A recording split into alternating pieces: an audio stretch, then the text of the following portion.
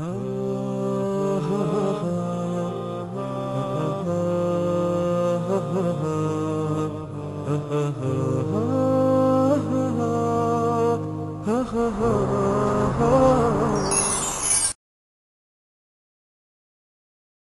برضو أتوقف مع حضرتك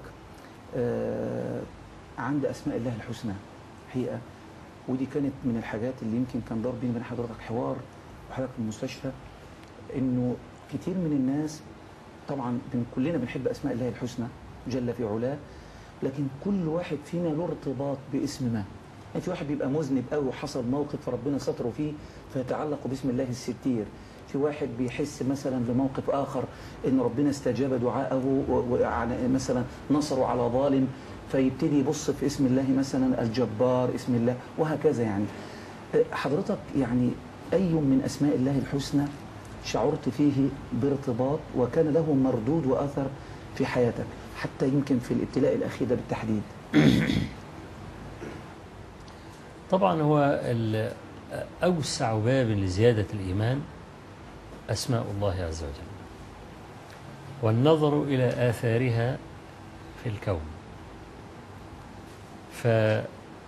فارتباط الناس جميعا بأسماء الله يعني يختلف باختلاف المواقف. ممكن يبقى في موقف يرتبط باسم الرحمن أو باسم الرحيم أو باسم الودود أو الغفور على حسب الواقع الذي يعيشه المرء. أنا عشت كثيرا من أسماء الله الحسنى بحكم تقلبي في الأيام والزمان، لكن في هذه المنحة الأخيرة التي يعني امتن الله عز وجل علي بها، ارتبطت كثيرا باسم اللطيف.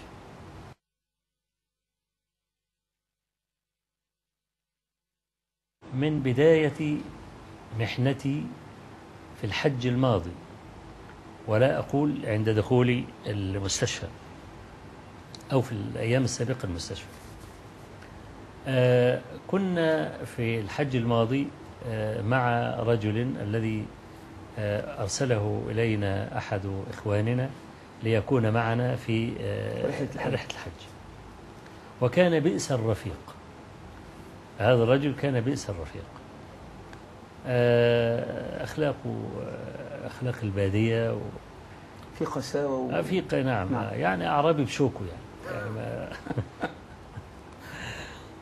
فالمهم يعني لما دفعنا من عرفة إلى مزدلفة، طبعا تعرف بتقف على باب المعسكر يمكن أكثر من ساعة على ما الطرق تبتدي تفتح لك وكده.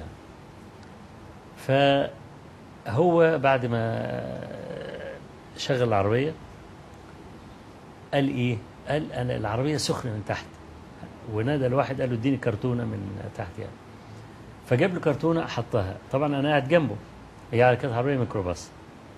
فأول ما قال إن اديني كرتونة بطن العربية سخن، أنا ليس في قدمي إحساس أو إحساس ضعيف جدا في قدمي، فانتبهت أنا كمان إن ممكن قدمي يتلسع يعني أو الكلام، وأنا لا أشعر. فقلت الواحد هات لي كرتونة، تمام. حطيت كرتونة ما طبقتهاش بقى، سبتها كما هي وخليت رجلي فوقها يعني. ابتدينا نتحرك ونمشي، بدأت ألاقي دخان في العربية، يعني دخان بخار يعني. فده البخار بخار مية، يبقى الراديتير فاضي. طبعا العربية الميكروباص الراديتير عليه دي أنا الشمال، تمام. فقلت له العربية عايزة مية.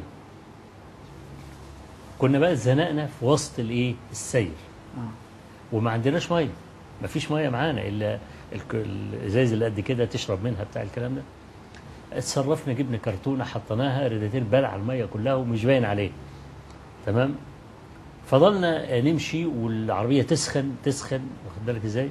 وطبعا مع بيتسابقوا، لو لقى 10 سم قدامه يقفز بالسياره. نعم. القفزه دي كانت بتخلي رجلي تميل على الريداتير، واخد بالك.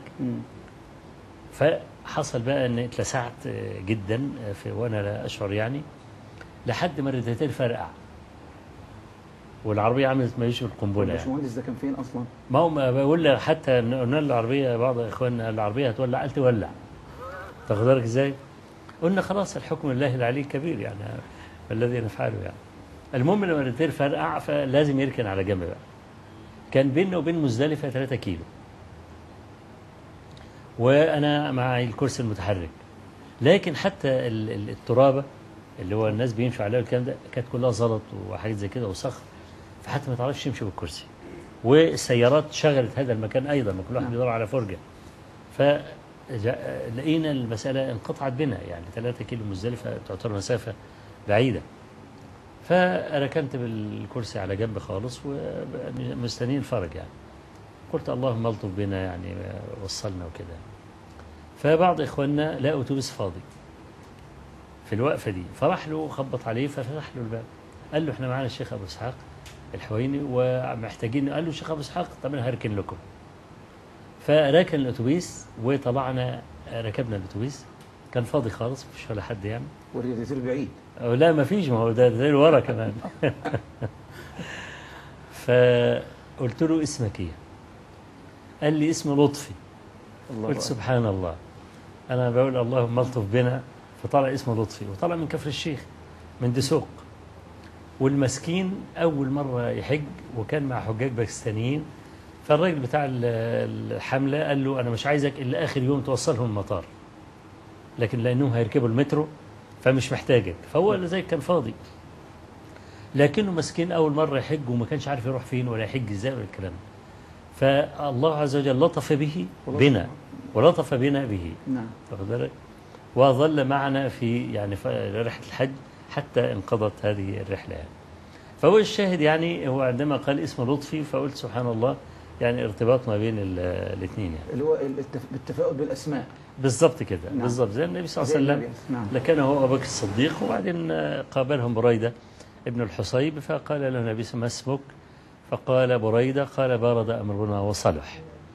وبرضه سهيل بن عمرو. نعم. سهيل بن عمرو في صلح الحديبية. نعم. لما قال سهل أمركم، لما رأى سهيل بن عمرو. فيعني الأسماء فيها نوع من إيه؟ نوع من